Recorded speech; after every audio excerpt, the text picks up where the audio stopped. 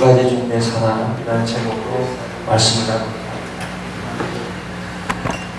우리 모두는 자신을 위해서 살게 되어 있습니다. 나를 위해서 살게 되어 있습니다. 그것은 어디에서 배우지 않아도 나를 위해서 살게 되어 있습니다. 우리 아이들 때부터 성인에 이르기까지 충실하게 나를 위한 모든 일에 배우지 않아도 충실한 것을 우리가 알 수 있죠.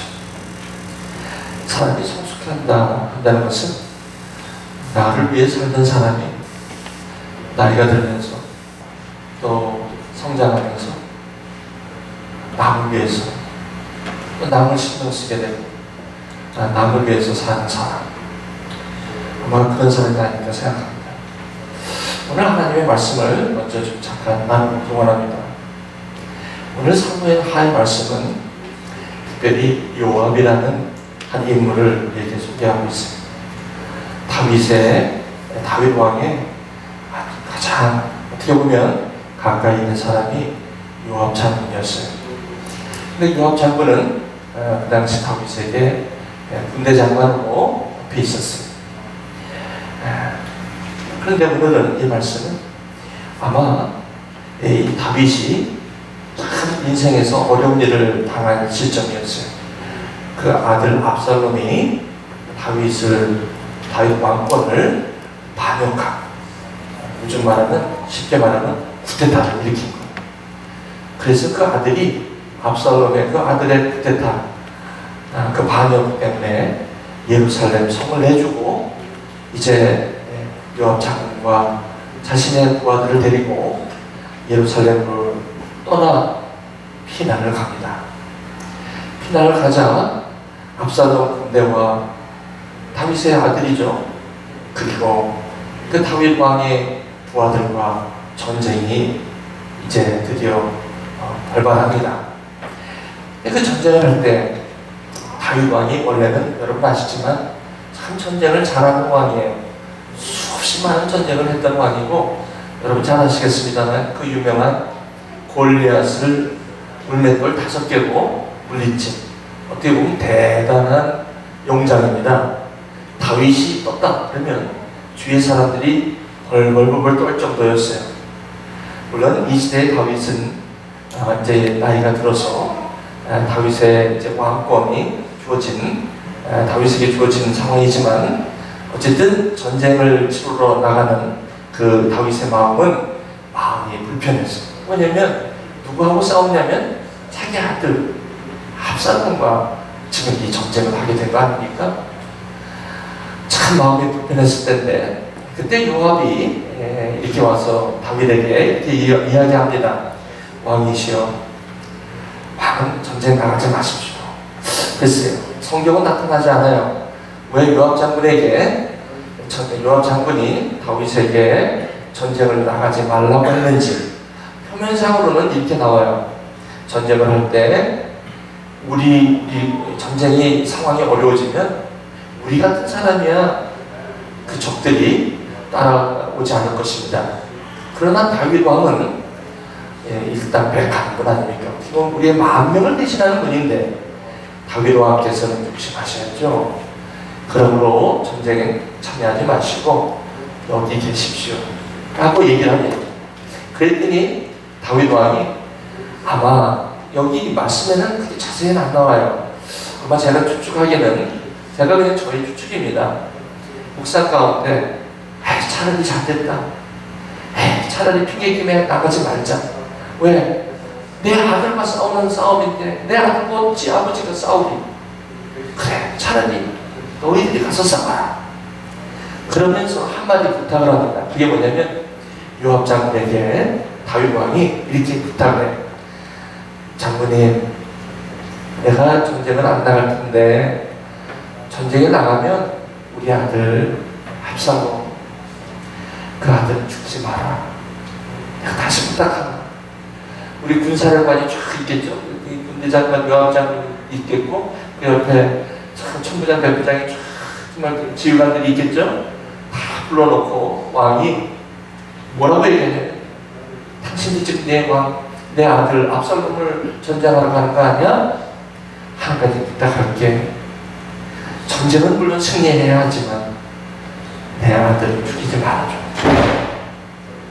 참 그 장면이 말이죠. 가슴이 철철해요. 다윗이 그 아버지의 마음이 좀 보이죠.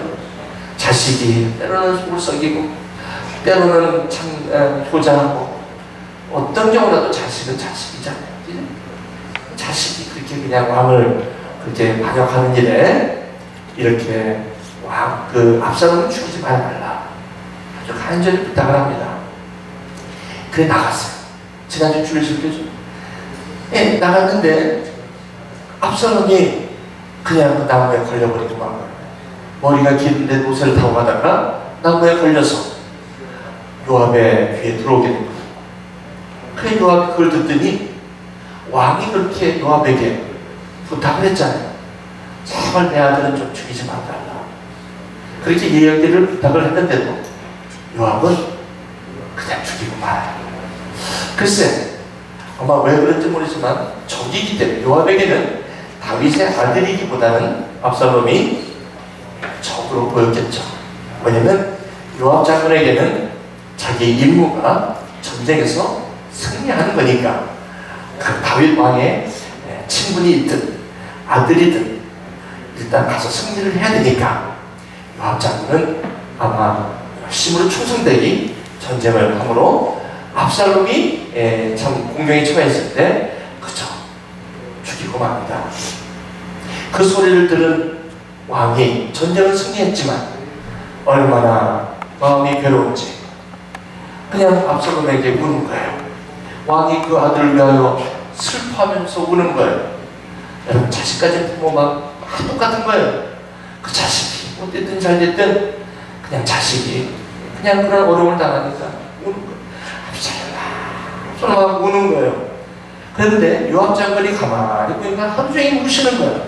그 왕께서 아니 좀 승리를 했으면 좀 기쁘게 좀 기쁨을 좀 차고 그래야 되는데 그리고 목숨을 내걸고 가서 전쟁을 하고 이제 승리를 했는데 아유 다윗 왕은 축복해주고 좀 이렇게 환영해주고 좀 이렇게 기뻐해주고 이래야 되는데 자기 아들 죽은 것 때문에 초상이 난 거예요. 압살롬아 우는 거예요.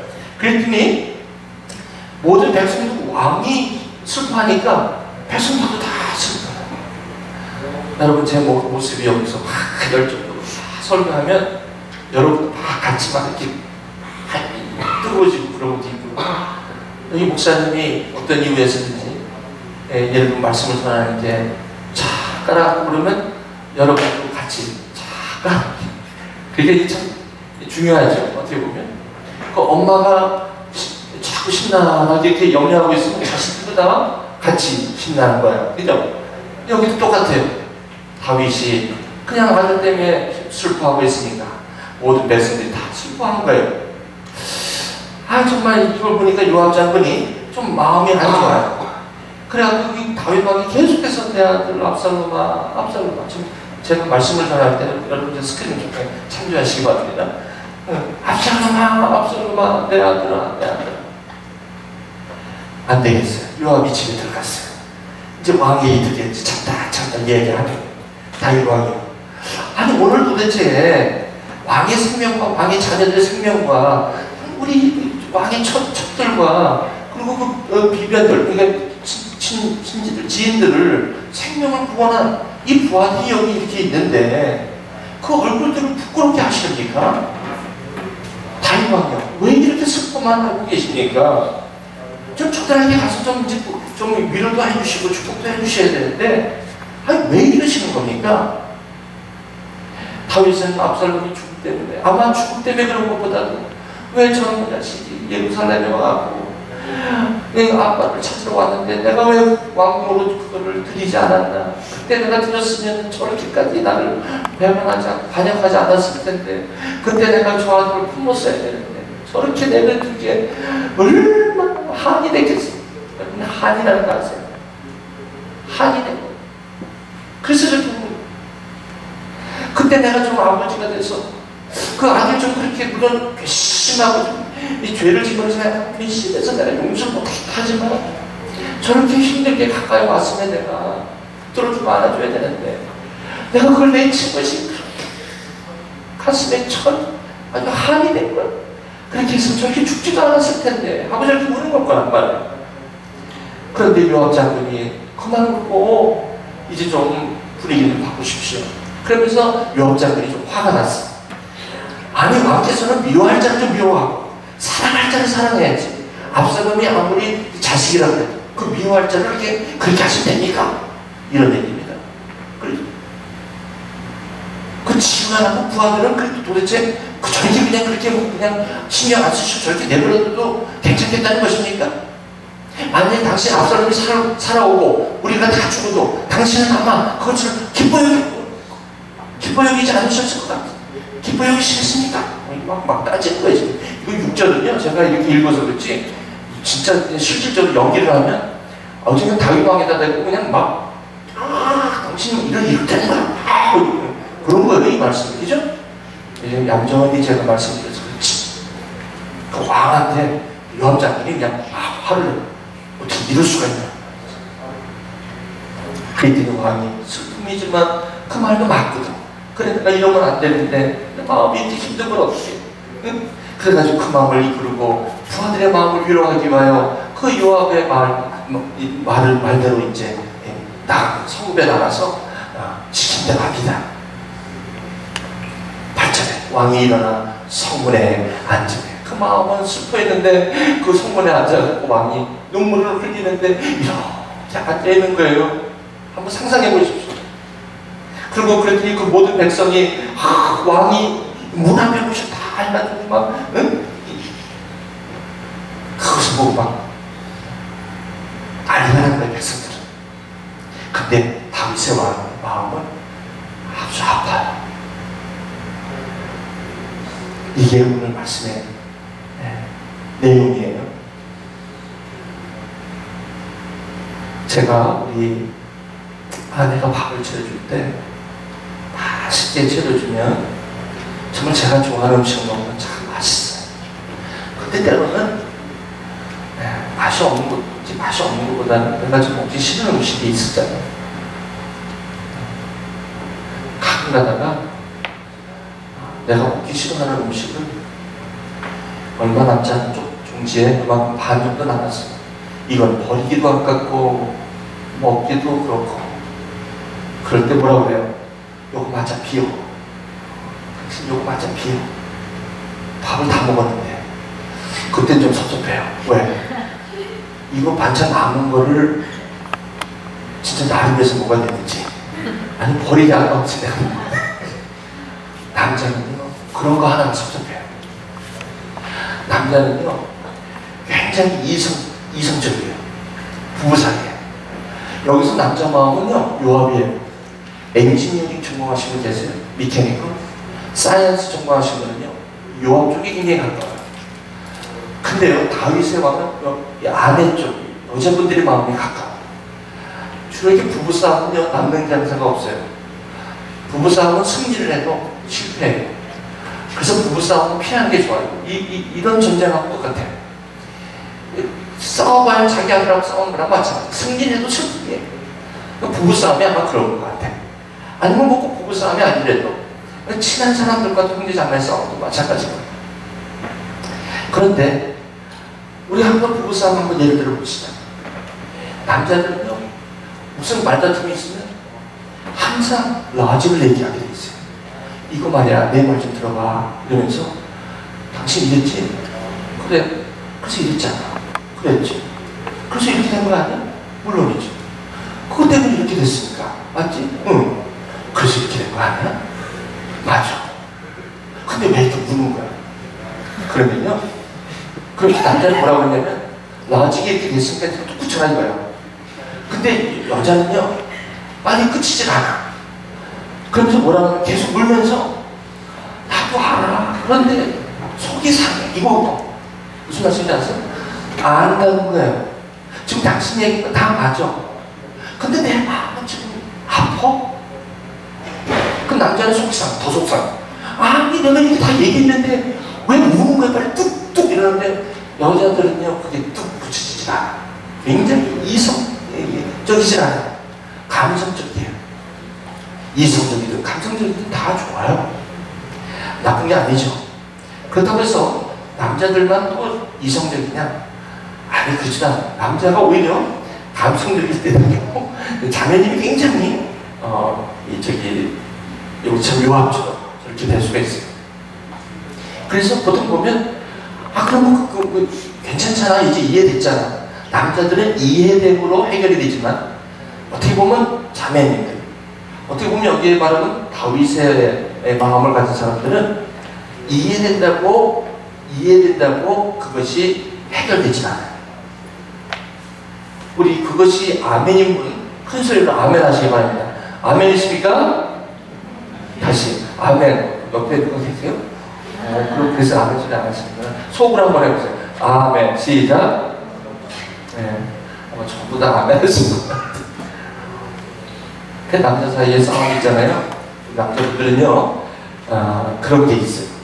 아직이 중요해요. 그리고 뭐든지 해결책이야. 무슨 얘기를 하면 일 중심이라 착착착 벌써 탁탁탁 해서 벌써 일이 시작과 끝이 다 분명해요. 그 로드맵이 딱 걸려있어요. 그래서 처음 시작과 끝이 남자들은 쫙 나와요. 그래서 그 스케줄이 딱 나오고 그래요. 그런데 자매님들은 그게 아니거든. 이 다윗과 같이 저런 이렇게 주로 관계 중심 이런 분들은 굉장히 그 감정을 소중하게 생각해요. 그래서 남자분들이 꼭 알고 계셔야 되는데, 요압 같은 분들이 꼭 알고 계셔야 되는 게 거기에 한마디 붙이는 거예요. 그래, 내가 얘기한 게 아마 이해가 될 거야. 하지만 당신의 마음도 충분히 이해해. 이러면서 아마 당신도 속이 상할 거야.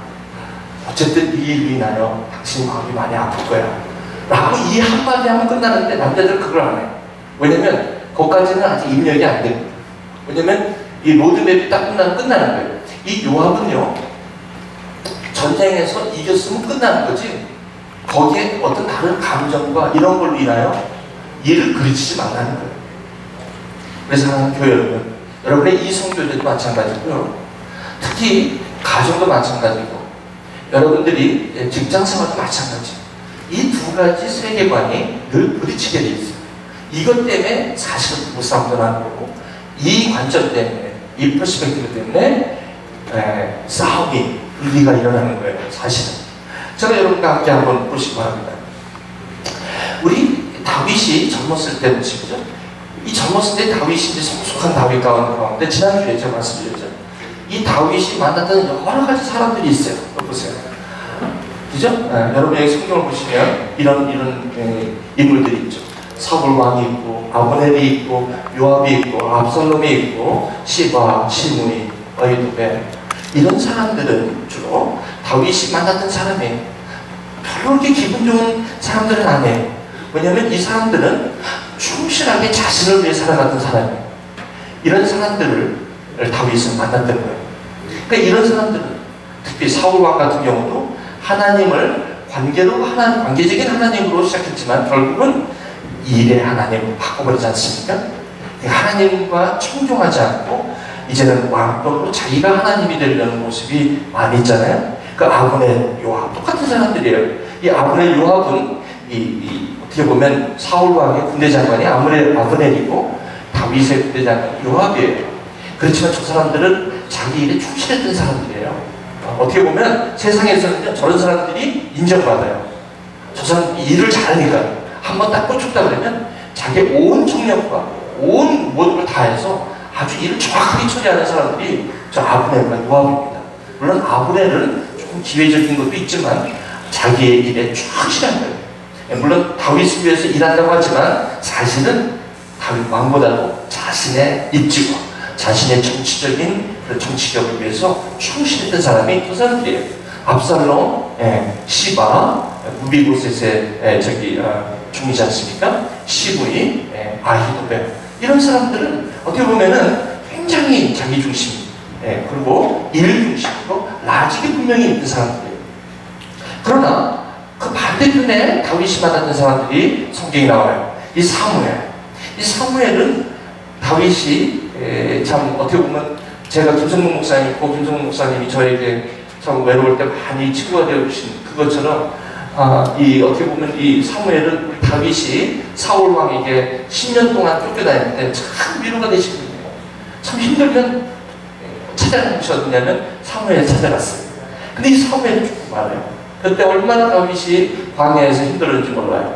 그때 민감했을 때, 굉장히 민감했을 때, 그때 그냥 나발이라는 사람에 의해서 그것 좀 먹을 것 좀 달라고 그랬더니 안 준다고 해가지고 그냥 막 화를 냈던 그런 상황인데, 아비가일이라는 한 여인의 지혜를 말미암아 그렇게 살잖아요. 그리고 요나단은 누구냐면 사울 왕, 다윗을 죽이려는 사울 왕의 아들이에요. 그 아들이 다윗하고 이렇게 친한 거예요. 참 하나님은 참 재밌어요. 그렇게 다윗 왕을 죽이려고 했던 사울 왕의 아들 요나단이 누구하고 친해? 다윗하고 친하단 말이에요. 그럼 참 위로가 되죠? 네. 이런 사람들, 또 한 사람, 이 나단 선지자라는 사람이 있어요. 참 다윗이 어려웠을 때 하나님의 마음 말씀으로 잘 이렇게 섬겼던, 어떻게 보면 목사님과 같은 그런 사람이에요. 그럼 이 두 부류의 사람들이 있어요. 다윗의 인생에 윗부분에 해당하는 만남도 있어요. 그리고 밑에 있는 사무엘, 요나단, 아비가일, 그다음에 나단 선지자, 이런 사람들이 만남도 있어요. 그러나 다윗은 인생을 통해서 여러 가지 이런 사람들을 통해서 다윗은 자라가고 있어요. 그래서 위에 속한 분들은 주로 어떤 사람이냐면 일 중심이에요. 이 사람들은요 라직으로 움직이는 사람이에요. 그러니까 무슨 관계든지 이런 사람들은 어떤 이런 감정이라든지 어떤 관계보다는 항상 이렇게 태식주의 돼요.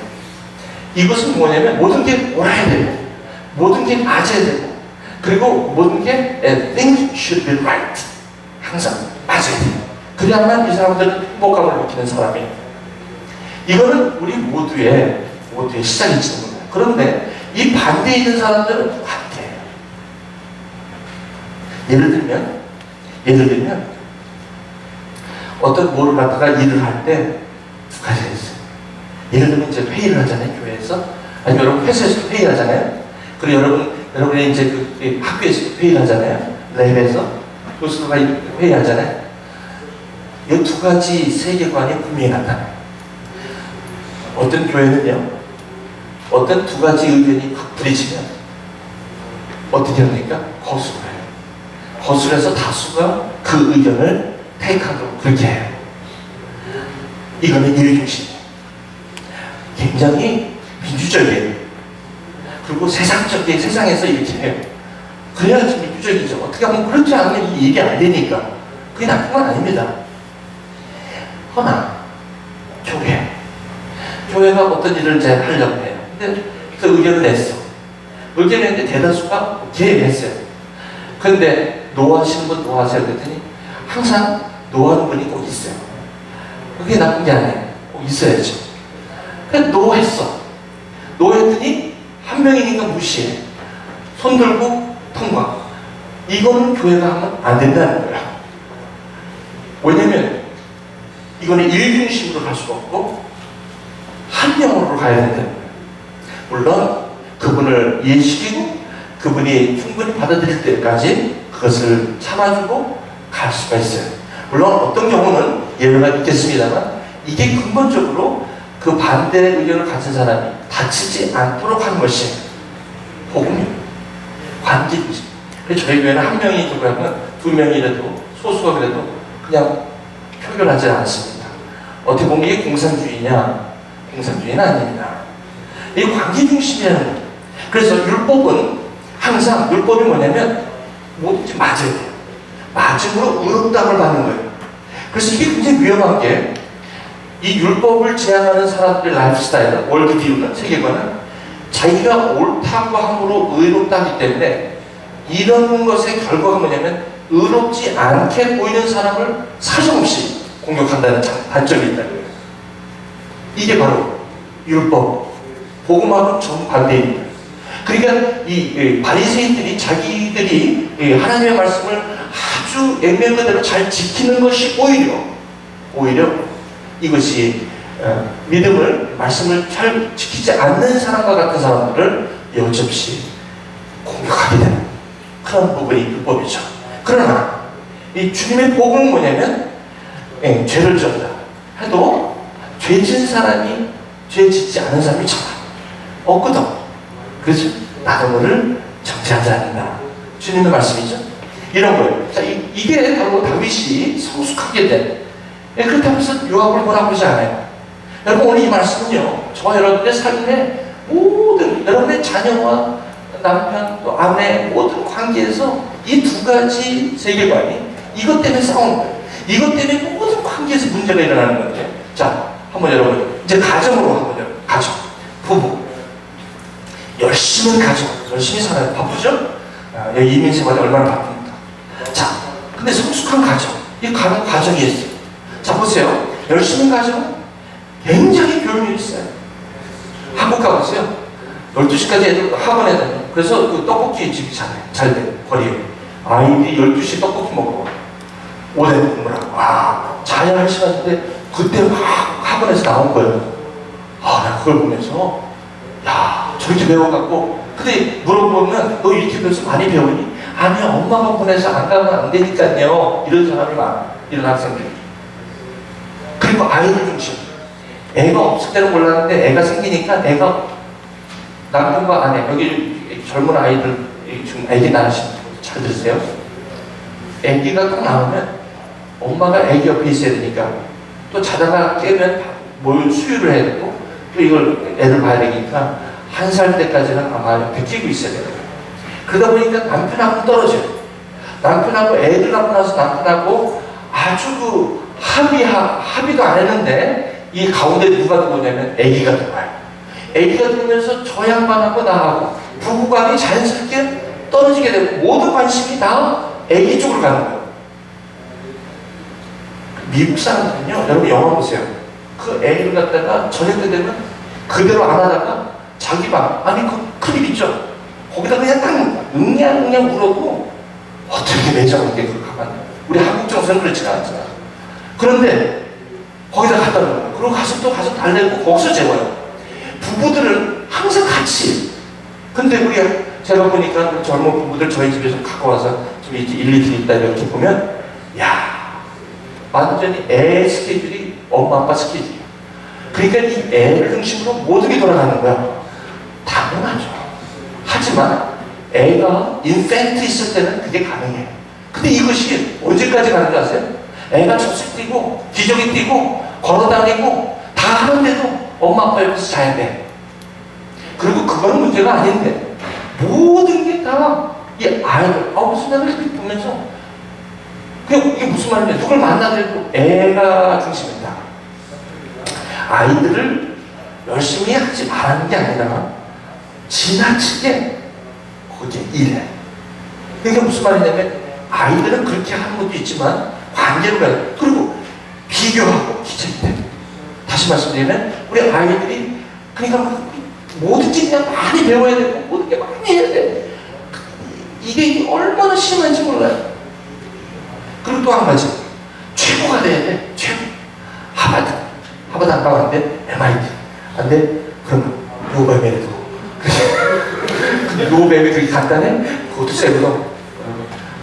그렇죠. 요뱀 안 돼? 그럼 아웃타운 안 되니까 MS에 가서 나중에 편입해고 계속해서 막 스트레스. 뭘 편입을 해? 거기 있으면 되지. 그리고 좀 더 나오면 학교 많아. 너가 안 되라. 그래가지고 그냥 거기서 그냥 어떻게 SAT인가 뭐 잘 봐갖고 요뱀 갔는데 거기 요뱀은 오는 아이들이 얼마나 세. 머리가 아이비 리그에서 하다가 그 다음에 온 애들이 공부를 얼마나 잘하겠어. 그러니까 따라갈 수가 없어요. 공부를 그렇게 열심히 하는데 이게 안 돼. 성적이 안 나와. 그래서 스트레스가 없고. 아무튼. 근데 이 반대를 보세요. 엄마가 예배를 가르쳐. 이런 컨퍼메이션을 이루시면 이것도 교육용으로 하는 게 아니라 우리 아이들이 이것도요. 예배 엄마가 어머니가 부모님이 이거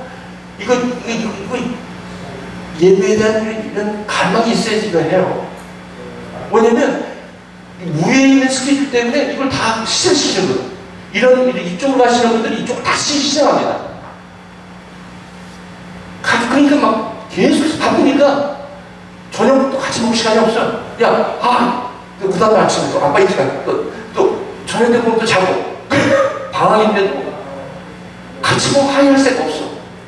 애는 애들 바쁘고 부모는 부모들 바쁘고 그렇죠? 나눔이 없는 거야. 그러니까 뭐 신앙교육은 교회에다 맡겨. 교회 가면 교회만 다니면 돼. 무조건 주일날 교회만 가면 돼. 그러면 이제 우리 아이들 신앙은 괜찮을 거야. 뭐가 괜찮아? 제가 지금 뉴스 아까 보셨잖아요. 제가 그래요, 제가. 그래서 제가 우리 뉴스 아이들하고 한 1년 내내 앞으로 할 거예요. 애들하고. 저는 그거 굉장히 중요하게 생각해요. 나한테 뭐가 중요해요? 나한테 교회에서 뭐가 중요해요, 여기? 아버지 학교 좀 안 하면 어때? 아버지 학교 한다고 해서 아버지가 변하는 것도 아닌데. 아버지 학교 해가지고 눈물 콩을 다 흘려서 3개월 마시더라고요. 3개월 가니까 다 원위치. 왜요? 프로그램 베이스로 하면 안 되니까. 그리고 최선을 다. 최선을 다하면 네가 좀 못나도 못 받아도 괜찮아. 근데 이 힘들어요, 정말. 근데 관계 중심으로 가면 이래. 그러니까 우리 이제 자꾸 이제 특히 이제 아이들이 요새 이런 아이들 이렇게 보면 자꾸 이게 스트레스를 받게 되는 거예요. 그냥 최고를 받을 점수, 최고 받을 A 플러스. 그렇죠? C 나왔다고 난리 나는 거지. 근데 그게 아니라 네가 최선을 다했냐? 뭐 최선을 다한 내가 하는 것도 있겠습니까? 다음에 잘할 거야. 그리고 내버려두지 말고 같이 좀 공부도 해주시고죠. 그렇죠? 그러니까 이건 뭐냐면 위에 있는 분들은 일중심이에요. 저 세계관, 요한과 같은 거예요. 그 라지고 뭐든지 탁탁탁탁 이렇게는 여기는 여전히 관계 중심. 그 위에는 율법이에요. 여기는 복음이에요. 복음은 하나님의 관계, 하나님께서 화목하게 하시. 주님께서 우리를 늘 이렇게 같이 만나며 살아가며 하는 이유가 그거예요. 그러니까 하루 바쁘다고 해서 바쁘면 어디를 희생시킵니까? 전부 다 이 관계 중심인 걸 다, 바쁘다는 게 일중심이라는 뜻이에요. 정말 관계 중심으로 살아가시는 분은 바쁘다 소리 하지 않습니다. 바쁘다는 건 efficiency로 하는 거예요. 효율성이 좀 떨어진다. 그러므로 24시간에 내가 더 많은 것을 해결해야 된다는 사고방식이, 그 세계관이 바쁘다는 표현으로 나오는 거죠. 그러다 보니까 관계는 점점 없어지고, 바쁘니까 어떻게 시간을 더 확보하기 위해 어디를 희생하냐면 이걸 희생하는 거예요. 이걸 희생하니까 거기서 뭐가 오냐면 수고하고 무거운 짐이 오면서 신경질이 나고 옆에 있는 사람들이 짜증이 나고 얼굴이 항상 어둡고 성공은 하는데 일은 뭐 되는 것 같은데 이쪽 관계에서 굉장히 어두워요. 이성교제, 성숙한 이성교제. 마찬가지야. 처음에 만나면 뭐한대 그 남자 돈 좀 있대? 집안 좀 있대? 매스터? 어느 학교? 러스쿨? 어디 러스쿨? 지금 뭐한대? 교회는 다녀? 그럼 모태신앙이야? 그 주일 계속 다닌대. 그럼 신앙은 잘 모르겠어. 구원의 확신 그런 건 잘 모르겠어. 그 교회만 다닌대. 그 다음에 외모는 키는 어때? 키는 좀 커야 돼. 그거 좀 생긴 거. 생긴 것도 요즘 훈남이야. 좀 잘생기게 돼. 이뻐야 돼. 일단 이쁘고 봐야 돼. 이쁜 건 모든 게 다 이거 없어야 되고, 이거 없어야 되고. 그래? 이렇게 가요. 근데 이제 성품, 여기는 이제 관계 중심으로 하는 건 말하는 것도 보고, 씀씀이 하는 거 보고, 어느 집에 갔더니 벌써 누가 이렇게 뭘 나가는데 자기가 가서 이렇게 좀 돕는다든지, 이런 부분, 이렇게 보면 벌써, 성품이 됐구나. 그 다음에 보시는 뭐예요? 신앙. 이 종교가 아니라 정말 구원의 확신이 있고, 하나님을 아는지, 그리고 저 사람이 갖고 있는 가치가 뭔지, 그리고 항상, 예를 들면, 결과를 이끌어내려고 하는 게 아니라, 항상 누구의 만남을 소중하게 하고, 예를 들면, 제가 이제 전화하는 것도요, 전화가 이제 스피커가 있잖아요. 아이폰에 스피커가 있으면, 제가 스피커를 잘 안 해요. 왜 안 하냐면, 스피커를 한다는 것은 옆에 있는 사람들이 들을 수 있다는, 프라이버시에 이게 문제가 될 수 있잖아요. 그러니까, 운전할 때 이걸 하지 마셔야 되는데 운전할 때 급한 거라도 들으려고 그래서 스피커를 해놓으면 상대방이 이게 듣든 안 듣든 프라이버시가 노출되는 거고 그렇기 때문에 이걸 스피커를 끄고 그냥 이렇게 하시든지 아니면 나중에 운전 후에 하시든지 그렇게 하셔야 되잖아요. 이런 거 하나 갖고 하죠. 그냥 나 중심은 그냥 스피커를 그냥 해놓고 그냥 내면 편하니까 편리주의고 이런 식으로 이게 참 이게 보통 우리 지금 우리 삶의 모습이라는 것이죠. 일중심 삶이 이런 현상이기 때문에 관계 중심은 절대 그렇지 않아요. 한 사람을 챙기는 거. 그리고 이런 이성교회에서 관계 중심은 참 오래갑니다. 처음에는 좀 삐그덕삐그덕할지 모르고 처음에는 아니야 저 사람 아닌 거야 이러면서도 점점 가면 갈수록 삶이 괜찮은 거야. 처음에는 그냥 첫인상이 왜 우리 이성교회에서 아니야 하고 딱 하는데 어떤 사람은 사귀면 사귈수록 점점 그 사람들이 호감이 가는데 어떤 사람은 처음에 호감 갖다가 자꾸 사귀는 사귈수록 이런 게 나타나는 거예요. 이게 뭐냐면 두 가지 이거죠. 모든 게 이렇게 성과적이고 그렇게 하고. 자, 한 군데 더 볼게요. 교회를 볼게요.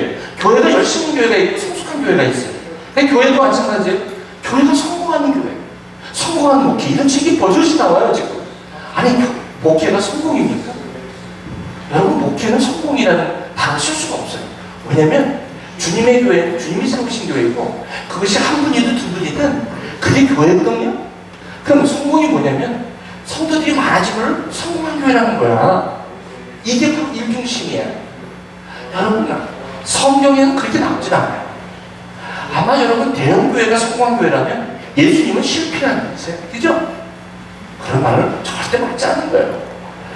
대형교회든 소형교회든 몇 명이든 그 한 사람이 소중한 거예요. 그 성공하는 목회라는 책이 막 나오는데 그런 책을 읽으면 안 큰합니다. 어떤 분이 그 순복음교회 목사님이 연락하신 분인데 저희 교회 아버님이셨어요. 그 아들이 저에게 목사님 식사 한번 대접하겠다. 시카고에 그 MBA로 간 형제님이 있어요. 결혼했죠 지금. 올 때마다 저한테 연락이 와서 만나는데 참 얘기할 때마다 뭔가 이 형제가 좀 남달라. 그런데 나중에 제가 물었죠. 뭐야 도대체? 부모님 뭐 하시나 그랬더니 아버님이 조그만 시골 교회에 15명 늘지 마. 왜냐면 거기에 사람들이 안 오니까 응? 거기에서 15명 그거를 놓고 그 한평생을 그렇게 목회를 하신다는 거예요. 참 존경했어요. 우리 목사님들이 성도들이 크지 않고 교회가 안 큰다고 해서 위궤양 걸리고 스트레스 받고 그거 되겠습니다. 성공하는 교회 이거 일중심의 교회 율법적인 교회가 이렇게 되죠. 프로그램 이러다 보니까 어떻게 돼? 그냥 어떻게든지 성도님들이 여기 많이 와야 되니까 이 성도님들 구매에 맞는 소비자적인 그 소비자 성향을 위해서 그 교회가 그분들 위해서 복음이면 되는데 여러 가지를 막 그냥 이직으로 잡아요. 그냥 가지고 아버지 학교, 오빠 학교 없다. 어머니 학교 또 제가 다른 교회에서도 하시는 거니까 저는 뭐 그걸 갖다 뭐라고 하면 또 녹음이 나가잖아요. 그런 프로그램들이 막 간다. 그래서 제가요 모 교회 섬길 때 장로님이 한 분 계신데 이분이 좀 굉장히 엄격하신 분, 요한장군과 같은 분이시죠. 아니 근데 좀 이렇게 아버지 학교 오셨다. 안 가신다고 장로 아버지 그런 데가. 그래서 저기 저런 감민의 사람이라고 오는데 여사님이 부인이신데 장로님 좋대. 가보시죠. 여사님이 그냥 등록을 해버렸네. 그냥 가기 싫다는 걸 이렇게 뭐라 그러죠. 그래서 제가 그 아버지 학교를 그 교회에 있어서 섬겼잖아요. 그러니까 이분이 그냥 막 첫날도 식사도 잘 안 하시고 얼굴이 그냥 어두워가고 내가 입어들게 생겨서 지금 둘째 날 셋째 날은 뭐 하냐면 발 씻는 거래요. 그리고 이제 아들 딸에게 편지를 받는 그 편지를 읽는 거래요. 그래서 그 장로님의 딸이 시집간 딸이 자기가 어렸을 때 이야기를 쭉 적어서 아빠 내가 5살 때 이랬지 6살 때 이랬지 7살 때 이랬지 그때 아빠가 나한테 이랬을 때 나 속상했어 또 이런 얘기를 쭉 쓰면서 이 장로님 그걸 보면서 우는 거예요. 눈물을 쭉 흘리면서. 그 자식이 참 문제. 자식에게만 걸렸다 그러면 부모님들은 눈물을 막 흘리는 거야. 아버지 학교가 끝났어요. 권사님이 바로 오더니 우리 장로님이 변할 때 우리 장로님이 생전 안 하던 설거지까지 하고 우리 장로님이 어쩜 저렇게 상냥해. 옛날에 물 얘기하면 퉁퉁대고 이러다가 지금 막 하고 얘기를 한다며. 저기 쑥해졌고 아버지 학교 한 번만 더 하면 좋겠다고. 아버지 학교 한 번만 더 하면 완전히 천사가 될 것 같다고. 더 기가 막힌 건 설거지에 물에 숯불을 안 대는 그분이 물에 손을 대기 시작하고 설거지를 한다는 거예요. 이 권사님이 너무너무 기뻐갖고 야 요즘 같으면 살만 난데 바빠갖고 내가 권사님 못 받아가고 2달쯤인가 지났을 때가 권사님 안녕하세요. 네 권사님 어떻게 그 장사님 요즘 그러세요? 요번에 오래 갔어 2달. 보통 일주일 가는데 그래서 아버지 학교가 좋았나봐. 2달 가더니 다시 원했지. 그렇게 했을 때가 일중심 성도순이기 관계중심의 교회는요 한영이에요. 여러분 보셨지만 우리 교회가 한 영혼을 막 잘 섬기다는 얘기가 아니라 이 본질을 놓고 몸부림치는 교회예요. 여기 2주 동안 오신 분이 자꾸 만나니까 왜 나한테 이렇게 잘해주시니? 난 2주이면 가거든요. 알아요. 여기 얼마나 오신 분, 여기까지 마차시대에서 오신 분, 또 여기 중국에서 2달 오신 분, 또 여기 2주, 또 여기 2주 동안 3주가 여기 와서 여기 계신 분, 그분한테 이렇게 섬기고 이렇게 만나고 이러니까 이분들이 뭐라요? 나 갈 거라고요. 아는데요? 나 가는 사람 왜 이렇게 잘해줘요? 뭘 잘해줘요? 그냥 이렇게 오셨으니까 기뻐서 그렇지. 가세요, 그랬더니. 내가 이 교회에서 좀 오래 있으면서 섬기고 그러면 모르겠는데, 아니, 이렇게 잘해주기 미안해서 그렇죠. 이러더라고요. 이게 무슨 말씀인지 아시죠? 이 세계관이 무슨 말씀인지 아시죠? 교회는 내가 오래 있어야 되고, 교회에 내가 멤버십이 돼서, 내가 이 교회에 뭔가를 해야 되고, 또 내가 뭐를 얻어야 되고, 내가 이런 부담감. 이게 근본적으로 갖고 있는 모든 성도님들의 세계관이에요. 그러다 보니까 이 복음을 접할 때 어색한 거예요. 이 만나면 살아가면 이해가 안 돼요. 왜 나를 만나? 왜 나를 갖다가 그 바꾸신 몸으로 목사님 왜 나를 만나주세요? 왜 나를 만나서 이렇게 바꾸신 몸에 이러세요? 이런 분이 한두 명이 아니에요.